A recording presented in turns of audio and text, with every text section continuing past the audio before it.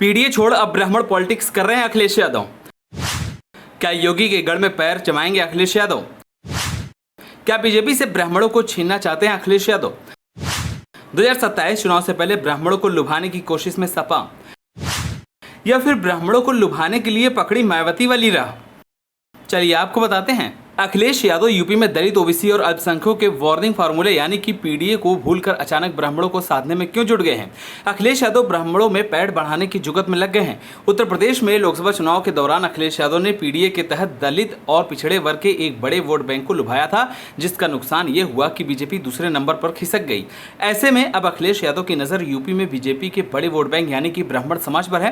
पहले उन्होंने माता प्रसाद पांडे को राज्य विधानसभा में नेता विपक्ष का पद दिया और अब अखिलेश यादव हरिशंकर तिवारी के जरिए ब्राह्मण वोट बैंक को साधने की तैयारी करते नजर आ रहे हैं। यह इसलिए भी अहम है क्योंकि सीएम योगी गोरखपुर से आते हैं और हरिशंकर तिवारी भी गोरखपुर से ही आते हैं। माता प्रसाद पांडे को स्पीकर बनाने के बाद हरिशंकर तिवारी के मसले पर सपा ने जो आक्रामक रुख दिखाया वो दिखाता है कि अखिलेश यादव अपनी रणनीति को लेकर बीजेपी को चौंका रहे हैं।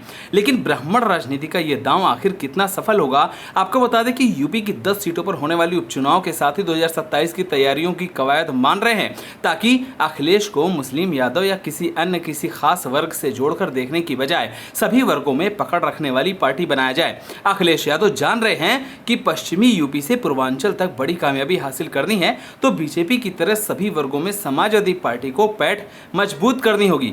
दरअसल अखिलेश यादव ने यूपी विधानसभा में माता प्रसाद पांडे को नेता प्रतिपक्ष बनाकर सबको चौंका दिया था। अखिलेश यादव ने माता प्रसाद पांडे को नेता प्रतिपक्ष बनाकर ब्राह्मणों को साधने की कोशिश की।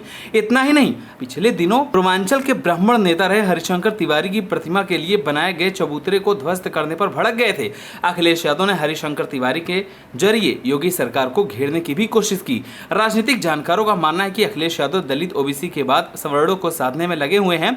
एक तरफ वह ओबीसी आरक्षण बचाओ अभियान को धार दे रहे हैं तो दूसरी तरफ ब्राह्मणों में भी पैठ बना रहे हैं। अखिलेश यादव ओबीसी आरक्षण बचाओ अभियान और सवर्णों के बीच संतुलन बनाकर पार्टी का विस्तार करने में लगे हुए हैं।